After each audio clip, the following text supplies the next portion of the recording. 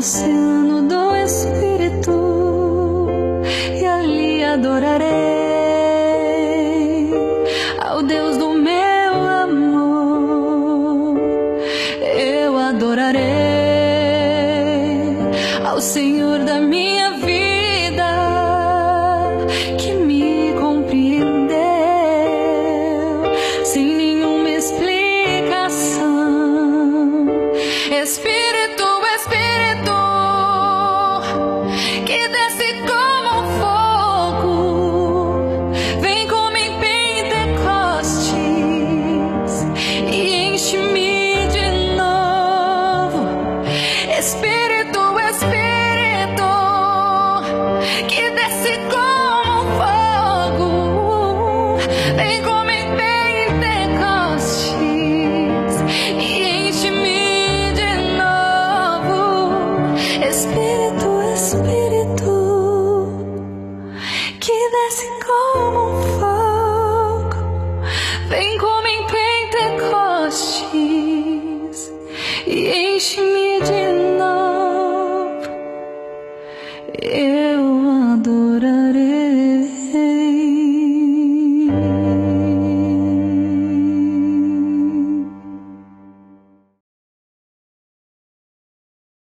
Obrigado pelo privilégio de podermos parar e usarmos as redes sociais para aprendermos um pouco da Tua palavra, Senhor.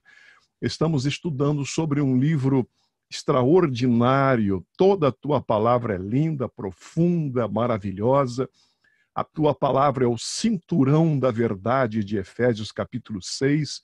É a palavra logos, a palavra escrita, e nós armazenamos em nosso alforje para que no momento apropriado Teu Espírito a transforme em espada do Espírito, palavra rema ao nosso coração.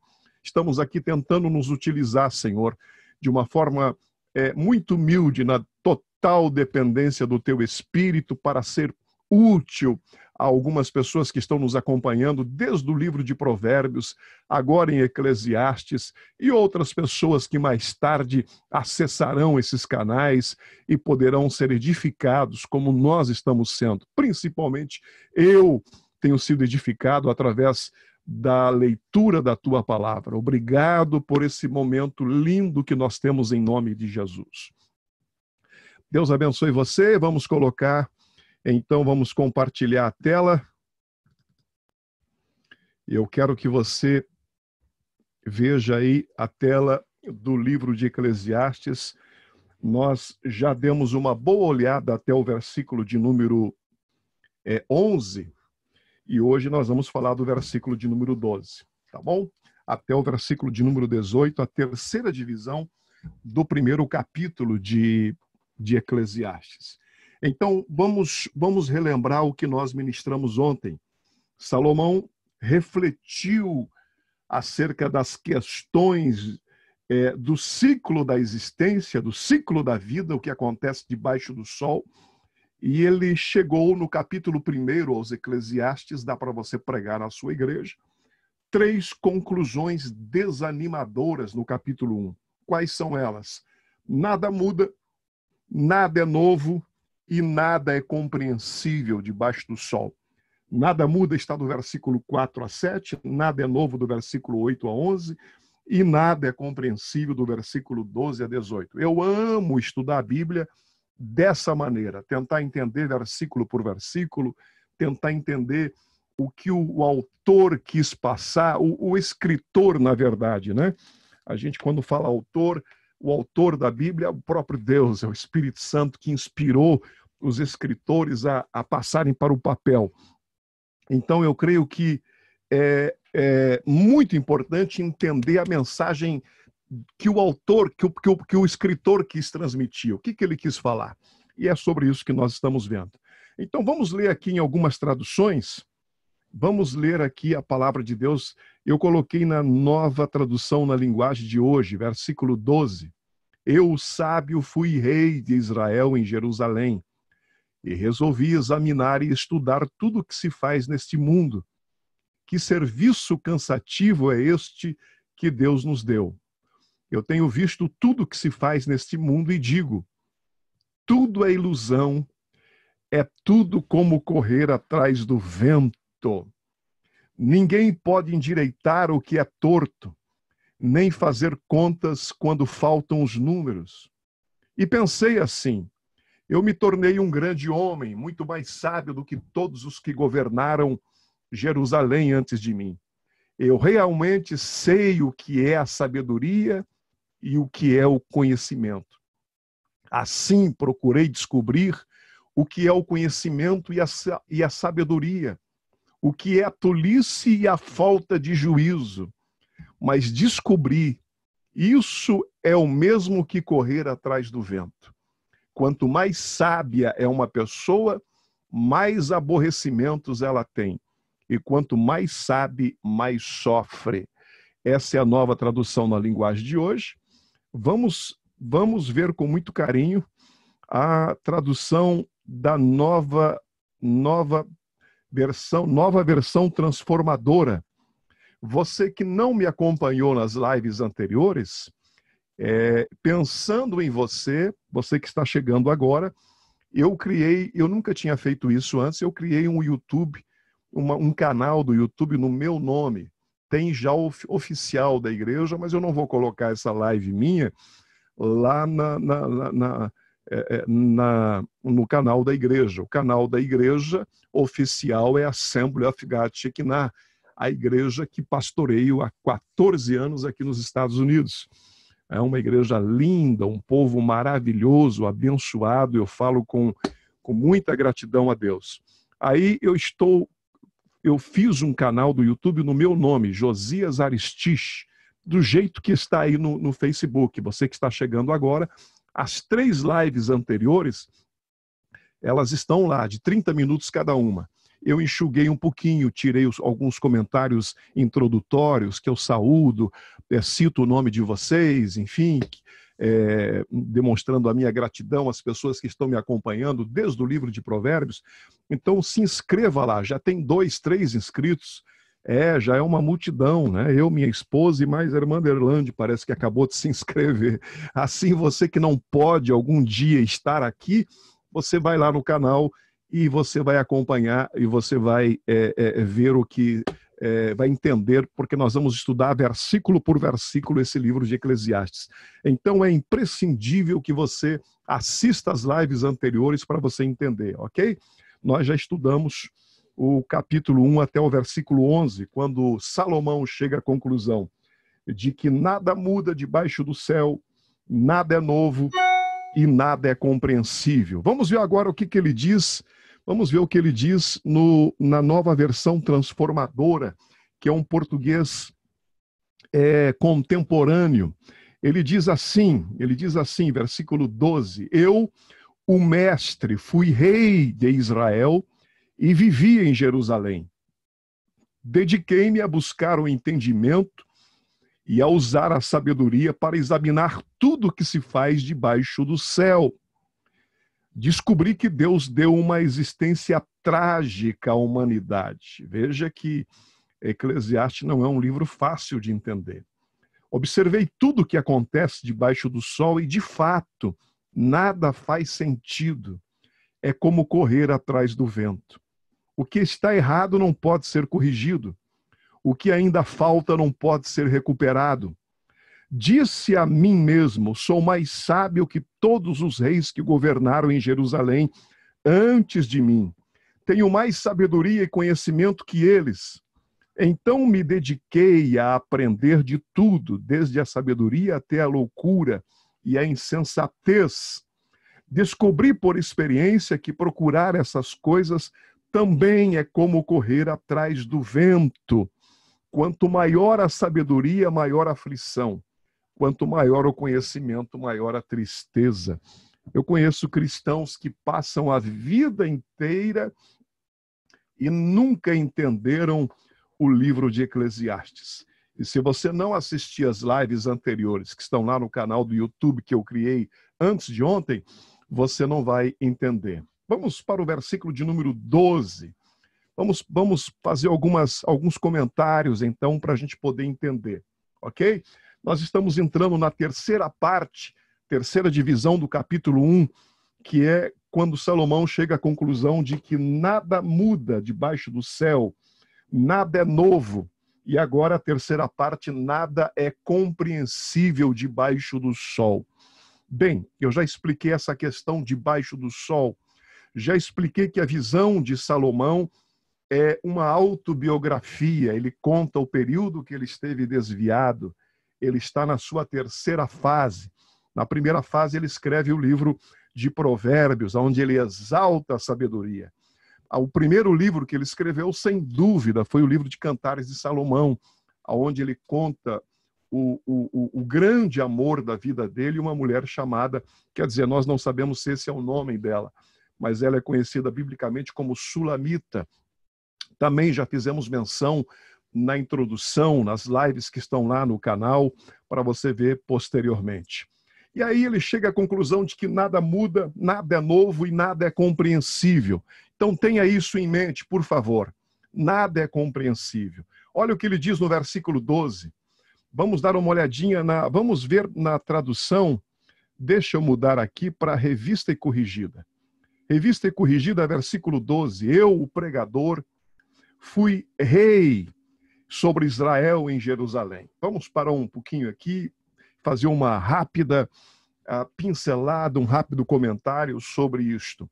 Vocês viram que lá no começo, no versículo 1, ele usa a mesma expressão, ele se apresenta como palavras do pregador, filho de Davi, rei em Jerusalém. Aqui no versículo 12, ele reitera isso.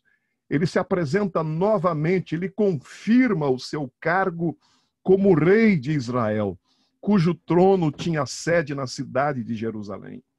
Essa nova apresentação tem a intenção de lembrar os leitores apenas de quem ele é.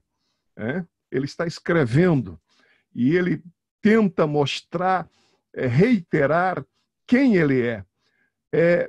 Não no sentido de orgulho, eu sou rei sobre Israel, eu sou rei sobre Jerusalém. Não é essa a visão de Salomão quando ele reitera no mesmo capítulo 2 vezes, apresentando eu, o pregador.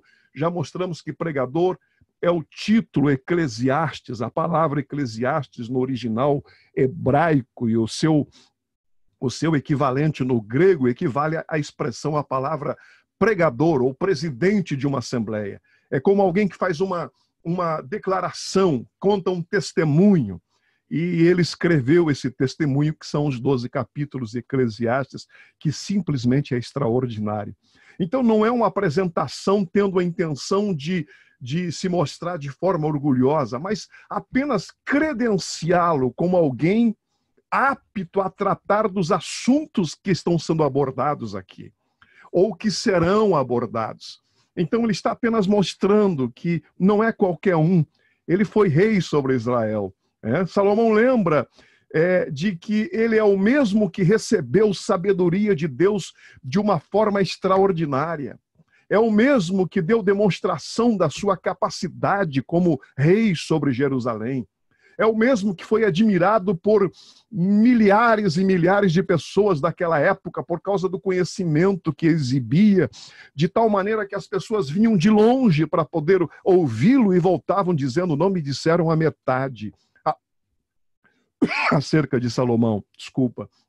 Sendo assim, ele pode falar com propriedade sobre a sabedoria, sobre os seus efeitos, e ninguém poderia dizer que a sua argumentação vem de alguém que não conhece o assunto, ou que não tem gabarito para tratar daquilo que ele está tratando.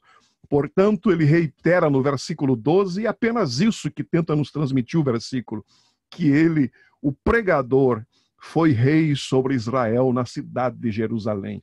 Então é muito importante você entender isto. Deixa-me ver aqui alguma observação. Salomão aqui deixa o papel, nesses versículos de 12 a 18, ele deixa o papel de um simples historiador, se é que podemos usar a palavra simples, porque ele se utiliza de toda a sabedoria, mas ele deixa de utilizar-se do papel de historiador e se transforma do versículo 12 ao versículo 18 em um filósofo, contando-nos como saiu em busca da resposta para o problema que o deixou tão perplexo. E que problema que era esse? Vale a pena viver? Será que vale a pena viver? Essa era a questão de Salomão.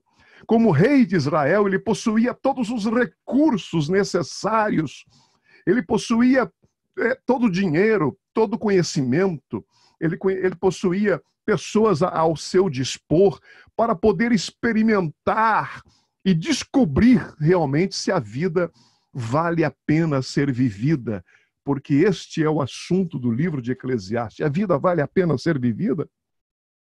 Vamos para o versículo 13. O versículo 13 diz assim: dediquei-me a estudar, aqui a versão revista e corrigida diz, apliquei o meu coração a esquadrinhar e a informar-me com sabedoria de tudo quanto sucede debaixo do céu. Essa enfadonha ocupação deu Deus aos filhos dos homens para nela os exercitar. Vamos dividir em parte A e parte B. A parte A, na revista atualizada, diz: dediquei-me a estudar e a investigar com sabedoria tudo o que acontece debaixo do céu. Essa é a primeira parte do versículo. Isso leva a crer que Salomão, dotado de todas as ferramentas que Deus havia lhe dado, ele se refere aqui não somente a alguns recursos, mas principalmente aos recursos intelectuais que ele possuía e que lhe permitiam uma análise das coisas como ninguém podia ser capaz de poder analisar. Afinal de contas, ele é o homem mais sábio que já pisou nesta terra. Não queira lembrar de Jesus, que Jesus é incomparável. Pelo jeito, ele foi um dos primeiros cientistas. Nós não erraríamos se disséssemos que ele foi um dos primeiros filósofos da história, porque essas questões abordadas pelos filósofos em 600 depois de Cristo já estava sendo abordado por Salomão 1000 antes de Cristo, né? O que Sócrates, Platão, Aristóteles imaginavam, qual o sentido da vida? Ele estava pensando nisso 1600 anos antes, lá em Jerusalém. A vida vale a pena ser vivida? Então, quando ele fala aqui, apliquei o meu coração, não é uma simples visão de alguém que olha de forma superficial para a existência, mas é alguém que aplicou, que se dedicou a entender a razão das coisas. A parte B diz: Deus pôs esta árdua tarefa sobre os filhos dos homens para afligi-los com ela. Essa é a revista atualizada. Aqui ele tem a intenção de mostrar que a sabedoria, o conhecimento das coisas em si também são incapazes de satisfazer o homem e dar sentido à sua vida, produzindo mais enfado, mais desesperança do que alegria, produzindo mais canseira do que significado, né? Ele tentou entender, ele como o homem mais sábio. Daqui a pouco nós vamos falar sobre isso. Às vezes é melhor não ser tão sábio assim, porque você não vai levantar tantas questões. E Salomão, por ser o homem mais sábio do mundo, também foi o que mais conheceu o enfado, porque a sua sabedoria, o seu conhecimento, fizeram com que ele quisesse descobrir o sentido, a razão, principalmente nesta fase em que ele estava desviado, estava afastado de Deus. Ele quis colocar algumas coisas no lugar de Deus para compensar Deus em sua vida. E nessa tarefa árdua de poder querer descobrir a razão das coisas, ele teve mais enfado do que alegria, mais desesperança do que realmente entender o significado das coisas. É o que diz aí o versículo de número 13, né? Apliquei o meu coração a esquadrinhar e a informar-me com sabedoria de tudo quanto sucede debaixo do céu. Veja que não é o que está acima do céu, é o que está abaixo do céu.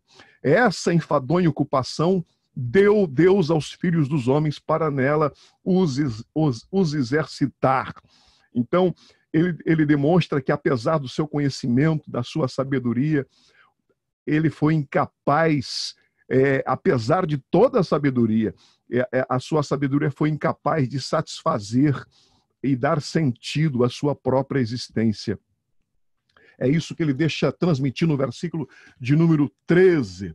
Deixa-me ver aqui no comentário bíblico expositivo se tem mais alguma coisa digna de comentar com você. Eu creio que isso é o básico, porque agora ele começa a entrar realmente. Veja o que diz o 14: atentei para todas as obras que se fazem debaixo do sol, e eis que tudo era vaidade e aflição de espírito. Oh, meu Deus, como é linda a tua palavra. Veja a visão de um homem desviado, um homem que estava tentando procurar alguma coisa que preenchesse o seu vazio interior. E ele diz, eu apliquei o meu coração, eu me dediquei com todo o meu ser, eu atentei, isso é o versículo 13, o 14, atentei para todas as obras que se fazem debaixo do sol, e eis que tudo era vaidade e aflição de espírito. Vamos, a versão revista, e deixa-me ver aqui, veja a nova versão transformadora, é digno de leitura. Observei o versículo 14, está no lado aí na sua tela. Observei tudo o que acontece debaixo do sol e, de fato, nada faz sentido. É como correr atrás do vento. Essa é a conclusão que ele chega. Na sua observação, no seu esquadrinhamento de uma razão para viver debaixo do sol, nada faz sentido. É como correr atrás do vento. A mente de Salomão desejava, antes de tudo, observar e entender os fatores ligados à vida do homem, suas paixões, as suas motivações, as suas fraquezas, os seus apegos, os seus amores, seus raciocínios, seus valores, seus medos, seus defeitos, seus relacionamentos. Ele fala aqui, eu tentei entender tudo o que acontece debaixo do sol. E ele empreendeu uma busca por soluções para os problemas, para as aflições, sofrimentos do homem, contudo sem sucesso, percebendo ser uma tarefa fútil. Ele chega a compará-la à inutilidade de perseguir o vento, uma figura de linguagem que lembra que ninguém pode pegar, deter, dirigir o ar, mesmo que corra atrás dele. Essa figura, ela é tão eloquente para Salomão, correr atrás do vento, que ele utiliza 9 vezes essa expressão no livro de Eclesiastes. Falou, eu tentei entender isso, mas isso é como correr atrás do vento. Imagina alguém correndo atrás do vento. Olha que linguagem tremenda, extraordinária da Bíblia. Salomão, na verdade, quis dizer, não faz sentido. Assim como correr atrás do vento não faz sentido tentar entender o significado das coisas. Parece que não sei. Já ouviu essa expressão? Parece que não sei. Tanto aqueles que trabalham compulsivamente quanto os que bebem compulsivamente estão fugindo da realidade e vivendo de substitutos. E um dia esta ilusão terá fim. Isso é o que diz o comentário bíblico expositivo com relação aos nossos dias de hoje. Porque realmente as pessoas às vezes param para tentar o significado da vida. Alguns vão para as drogas, alguns vão para a bebida, alguns vão para o trabalho compulsivo. O trabalho é digno, o trabalho é honesto, o trabalho é a coisa mais essencial na vida de um homem. Mas o trabalho compulsivo, às vezes, é uma forma de fugir da realidade da vida. É um substituto para abafar o homem interior, para tentar entender a ilusão da vida, porque a vida sem Deus realmente não faz sentido. E esta é a mensagem que Salomão quer nos mostrar no livro de Eclesiastes. Então, atentei para todas as obras que se fazem debaixo do sol, e de fato nada faz sentido, é como correr atrás do vento. Veja o versículo de número 15. Aquilo que é torto não se pode endireitar, aquilo que falta não pode ser calculado. É bem provável que Salomão, especialista em provérbios, ele escreveu mais de 3.000, nós temos alguns que é o livro de Provérbios, ele esteja citando aqui um ditado popular da sua época que apoia a sua argumentação. Em outras palavras, Salomão está dizendo, nem sempre o passado pode ser mudado. E é tolice se afligir pensando no que poderia ter sido feito. É tolice. Aquilo que é torto não se pode endireitar. Aquilo que falta não pode ser calculado. O que está errado, na verdade, não pode ser consertado. É água que passou por debaixo da ponte, não adianta pensar no que poderia ter acontecido. Não se esqueça que essa é a visão de um homem que está pensando em coisas relacionadas às coisas que acontecem debaixo do sol. Veja o que diz a versão revista e atualizada: o que é torto não se pode ser endireitado, o que se perdeu não pode ser contado. Quer dizer, apesar dos grandes estudos científicos que realizou e das grandes reflexões filosóficas que ele empreendeu, Salomão percebeu não ter capacidade de alterar significativamente coisas ligadas à criação e à experiência humana, do mesmo modo que não é possível endireitar um galho torto, por exemplo. Certas realidades não podem ser alteradas, nem com toda a ciência e nem com toda a filosofia do mundo. É isso que ele está dizendo, é um ditado popular da sua época: aquilo que é torto não pode se endireitar, aquilo que falta não pode ser calculado. É claro que é uma visão do homem humanista, do homem sem Deus. Para o homem que só tem os olhos para as coisas que estão debaixo do sol, ignorando Deus, ignorando sua palavra, a visão de que suas descobertas e reflexões são vãs é terrível, pois a única esperança de continuidade e de eternidade que há na pessoa materialista é a importância e o significado do seu legado e das contribuições que ele vai deixar após ele. Ele só pensa nas coisas que estão debaixo do sol. Então é muito importante você entender isso. Salomão está se referindo às coisas que acontecem debaixo do sol. É uma visão materialista do homem que ignora Deus, que ignora a sua palavra. É um homem que ignora aquilo que acontece acima do sol. Se preocupa apenas com o que acontece debaixo do sol. Veja o que diz o versículo 16. Falei eu. Vamos dar uma olhadinha? Vamos dar uma olhadinha no 16. Vamos parar aqui. Eu ia fazer mais um comentário do 15. Mas vamos dar uma olhadinha no 16, que diz assim: falei eu com o meu coração, dizendo, eis que eu me engrandeci e sobrepujei em sabedoria todos os que houve antes de mim em Jerusalém. Na verdade, o meu coração contemplou abundantemente a sabedoria e a ciência. Vamos ver o que diz a nova versão transformadora. Disse a mim mesmo: sou mais sábio que todos os reis que governaram em Jerusalém antes de mim. Tenho mais sabedoria e conhecimento que eles. O que Salomão está tentando dizer aqui? Não é difícil imaginar o quanto Salomão deve ter ficado empolgado. Ele não está se orgulhando, ele está dizendo que era um camarada entendido. A capacidade que Deus havia dado para ele não havia dado para ninguém antes dele e nem depois dele. Por isso que a sua constatação inicial foi a de que superou a todos que conhecia e antes dele e os que viriam depois dele. Ele não está se orgulhando. Não se trata da desilusão aqui de quem buscou certo conhecimento, mas não o atingiu, e sim o enfado de quem alcançou conhecimento, que tinha sabedoria, mas percebeu o pequeno valor que ele tem nele mesmo, quando desconectado de fatores superiores que lhe deem sentido. Ou seja, era alguém que entendia do assunto, era alguém que estava habilitado para entender a razão das coisas. Mas quando se tira Deus das coisas, parece que as coisas não têm sentido. É isso que ele está tentando nos dizer.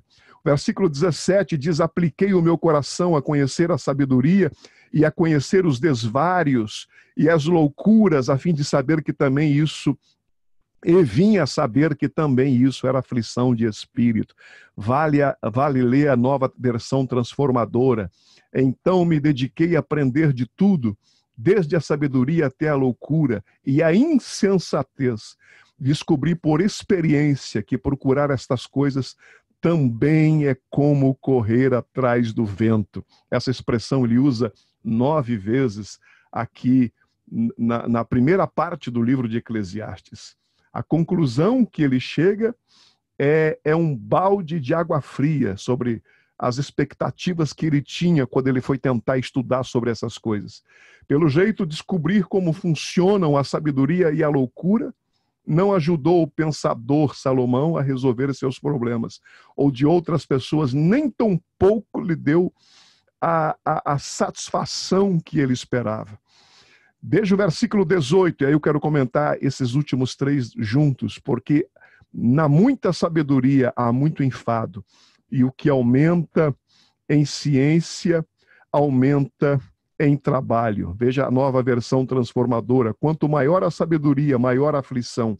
Quanto maior o conhecimento, maior a tristeza. Olha a conclusão que ele chega.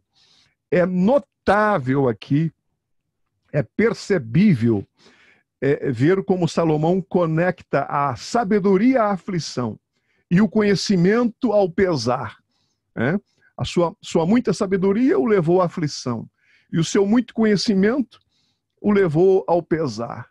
No lugar da esperança, na evolução da raça humana, ele deve ter notado sua decadência quando começou a estudar as questões, as gerações anteriores.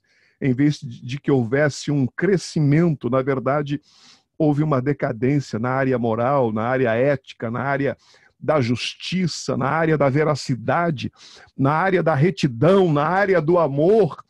Parece que as pessoas foram diminuindo, em vez de encontrar satisfação nas pessoas, ele se desilude, ele acha que não valeu a pena, que a sua sabedoria o conduziu à aflição e o seu conhecimento o levou ao pesar. Veja que a sabedoria, que é tão tremenda e é tão edificante no livro de Eclesiastes, aqui ela é frustrante. A sabedoria de Salomão, porque ele exalta a sabedoria em Provérbios como nenhuma outra coisa. Ele compara a sabedoria com o ouro e o conhecimento com a prata, se eu não estou equivocado, no capítulo 15 de Provérbios.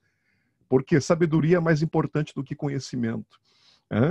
Agora, porém, aqui em Eclesiastes, a sabedoria para ele se torna um enfado, uma canseira, uma desilusão. Por quê?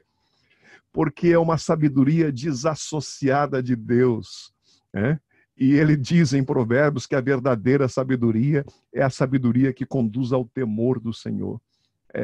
A sabedoria de Provérbios é aquela que é medida pelos valores que estão acima dos céus, no caráter do próprio Deus, enquanto que a de Eclesiastes é aquela que olha apenas para as coisas debaixo do sol, ignorando Deus e a sua palavra. E essa sabedoria leva à canseira, leva ao enfado. Por isso, independentemente de sermos pessoas simples ou de cultas, de autoconhecimento, tudo que nos cerca deve ser visto à luz da palavra de Deus, sobre a ótica da palavra de Deus, a qual é um binóculo para o mundo e os valores que estão acima dos céus, assim também devem ser medidos para as coisas que estão debaixo do sol. As coisas que estão acima do sol, elas devem servir de base para as que estão debaixo do sol. Essas questões também conferem sentido e satisfação ao homem mais fraco e ao homem mais incapacitado do mundo. Quer dizer, o conselho de Salomão aqui é: seja sábio não aos olhos do mundo, mas tente ser sábio aos olhos de Deus. Deixa eu mostrar alguma coisa para você aqui para concluirmos esta parte de hoje. Há pelo menos 2 motivos para que as pessoas que vivem sempre de explicações nunca encontrem a verdadeira felicidade. Em primeiro lugar, deste lado do céu, não há explicação para algumas coisas que acontecem e Deus não tem obrigação de esclarecê-las. Na verdade, se ele o fizesse, é bem provável que nós não entendêssemos. Esta é a primeira questão aqui para os que tentam entender alguma coisa. Não há explicação para muitas coisas.